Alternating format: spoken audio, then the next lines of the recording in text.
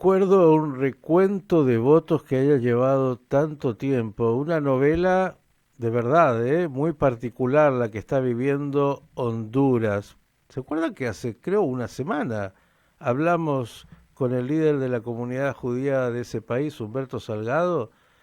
Bueno, todavía siguen ahí contando los votos, recontando una también muy estrecha elección, pero uno se pregunta, ¿y cuándo? ¿Cuándo se va a determinar quién es el nuevo presidente? Por el momento dicen que eh, Nasri Asfura, es quien va encabezando, pero por nada, y todavía no se define.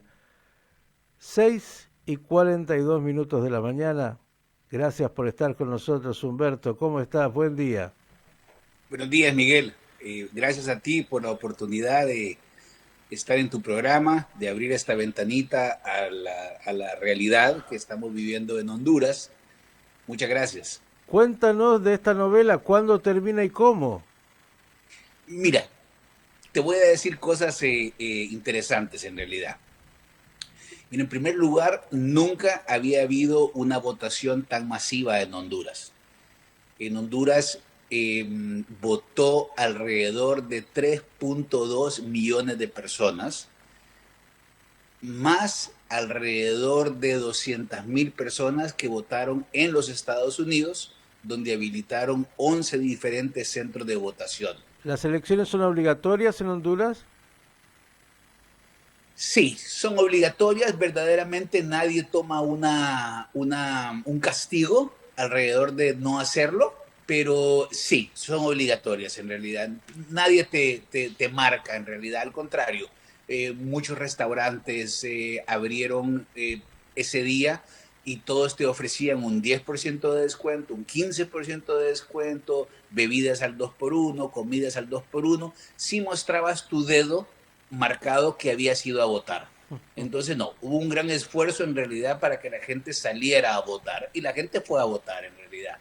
Abrieron muy temprano, cerraron una hora más tarde de lo normal.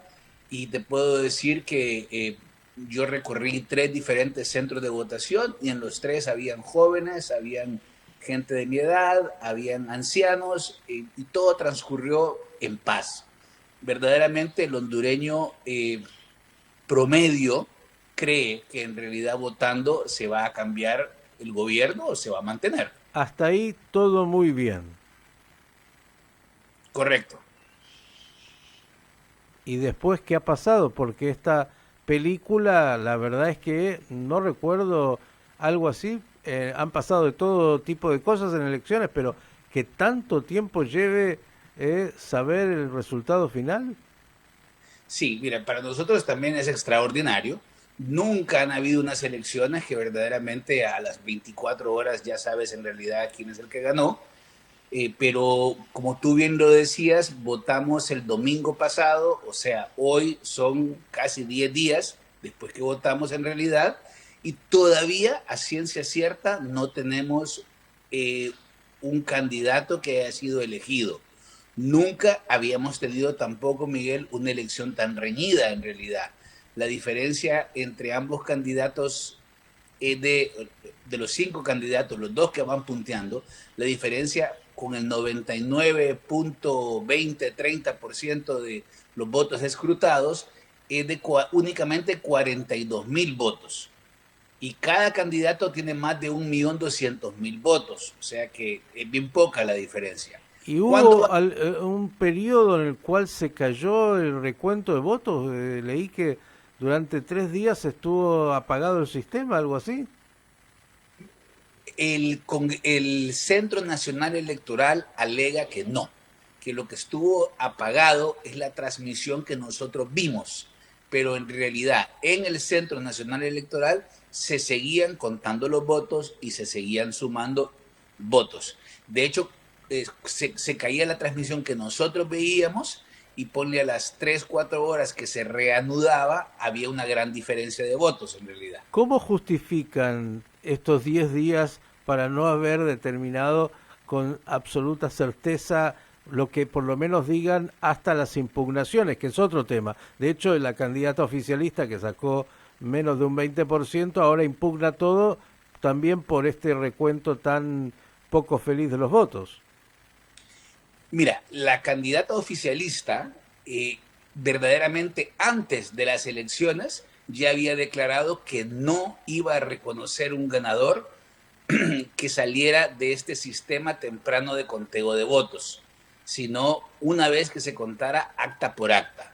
Porque en unos audios de inteligencia artificial, ciertos, no te sabría decir, había una conversación entre una de las consejeras nacionales electorales, son tres, una de cada de los tres, una de cada de los tres principales partidos, donde en el audio hacía mención de la manera en que iban a hacer fraude para el conteo desde las mesas de manera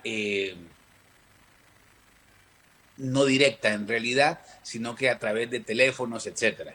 Entonces ya Rixi Moncada se había anticipado y había dicho que no iba a reconocer las elecciones. Humberto, ¿cómo está la sociedad hondureña cuando durante 10 días siguen con esta novela? No hay un presidente que haya sido definido como el presidente electo. Eh, ¿Cómo se está viviendo al momento? Mira, muy tranquilos, gracias a Dios, muy tranquilos. Verdaderamente, parte de la gente que no fue a votar fue por el miedo que sucediera algo durante la votación y el país se preparó para que sucediera algo, porque en las elecciones pasadas sí hubieron 1 o 2 días de mucha violencia doméstica, o sea, asaltaron negocios, asaltaron restaurantes, quemaron restaurantes insignia norteamericanos como Burger King, Chili's, intentaron quemar un hotel Marriott en la capital. Entonces, no, la gente se preparó en realidad. En los lugares donde pudiera habido problemas, pusieron vallas metálicas, reforzaron la seguridad y este tipo de temas. Gracias a Dios, pasó muy poco, un par de tomas de carretera con gente incendiando llantas, pero fuera de eso te diría que muy tranquilo. Hoy en día el día transcurre con la normalidad del caso, todo el mundo trabajando, la gente en la escuela. Mencionaste que en ese momento hubo algunos atentados, por llamarlo así, contra lugares emblemáticos norteamericanos. Digo, Estados Unidos, en esta elección, ¿qué lugar ocupa en lo que hace a la elección misma y las presiones? Y te agrego el factor de la liberación del expresidente justamente de Honduras, José Orlando Hernández, en estos días. Todo esto, ¿cómo afecta en lo que hace a el resultado electoral? Mucho en realidad. Mira, Honduras en su mayoría somos proamericanos. O sea, creemos que en realidad Estados Unidos es nuestro hermano mayor. Y sabemos que con los intereses, lógicamente, de un hermano mayor, pero somos pro norteamericanos en realidad. Honduras es el país que mejor habla inglés de todo Centroamérica. Tenemos cualquier cantidad de escuelas bilingües a cualquier nivel económico.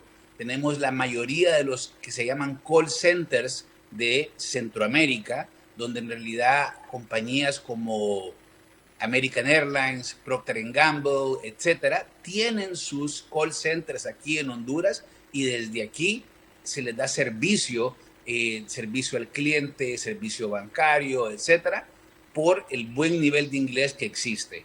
Muchísimos padres sueñan con mandar a sus hijos a estudiar a Estados Unidos, bien sea un bachillerato, una maestría, una especialización. Hay muchos programas auspiciados por la empresa privada, por la embajada americana, para que siempre haya una relación fluida entre Estados Unidos y la gente que toma decisiones en Honduras. Now, ¿cuánto afecta la liberación de Hernández en este momento? Y si Estados Unidos ha de alguna manera tocado ahí esta elección, digo, ¿y cómo se termina finalmente esta película y cuándo? Bueno, mira, 2 días antes de las elecciones, el presidente Trump en un tuit apoyó eh, a Nasri Asfura. No solamente apoyó a Nasri Asfura, sino que dijo que los otros candidatos no eran de su aprobación. Entonces, ponle, quien estaba indeciso de votar, cuando vio ese tweet de Trump y se publicó en todos los periódicos, dijo, ¿sabes qué? Si el hombre mejor informado del mundo nos está diciendo que no votemos por esta gente, debe de haber una razón. Y sí, te puedo garantizar que hay un porcentaje que votó a favor de Nasri Asfura después de ese tweet. Mucho más de los que no votaron después de ese tweet. Entonces, que Estados Unidos tenga alguna injerencia, pues yo te diría que directamente probablemente no, indirectamente sí. Está ese tweet. Antes de las elecciones también hubo reuniones del más alto nivel, tanto de los militares norteamericanos como de políticos norteamericanos con políticos, la embajada americana con la Cámara de Comercio, la embajada americana con empresarios, siempre con la misma respeto, por decirlo así. En realidad nosotros solo queremos que en realidad las elecciones transcurran en paz y que no haya violencia, que no haya injerencia de otros lados, que sean limpias, pero aquí estoy. Ok, Trump ya eligió a Asfura. La ciudadanía que fue a votar, ¿cuándo va a tener el resultado, querido Humberto? Mira, hoy, el día de hoy, deberían de terminarse de contar las actas. Y como tú ves, en realidad ese 42.000% de gente que votó a favor de Nasri Asfura no va a cambiar. Ponle que si cambia es un poco 1.000, 1.200, 1.500, no va a hacer nada en realidad. Entonces, hoy por hoy te podríamos decir que con las actas escrutadas, hasta el día de hoy gana Nasri Asfura. Falta escrutar alrededor del 13% de las actas que tienen inconsistencia. Ese 13% de las actas que tienen inconsistencia significa alrededor de 250,000 votos. ¿Cuándo van a estar listos esos? El CNE prometió que iban a estar listos esta semana. O sea que en teoría esta semana, antes del sábado, nosotros deberíamos de saber quién ganó. Querido Humberto, para el Guinness, van a estar seguramente en las elecciones donde el recuento de votos es el más largo que yo recuerde, por lo menos del último tiempo. Abrazo grande, buenas noticias, que se mantenga a pesar de todo eso la tranquilidad, sobre todo ciudadana, y que finalmente, bueno, tenga Honduras entre los dos candidatos que están ahí disputándose palmo a palmo el próximo presidente, y que sea para bien. Un abrazo grande. Gracias, Miguel, igualmente. Seguimos aquí pensando en las noticias.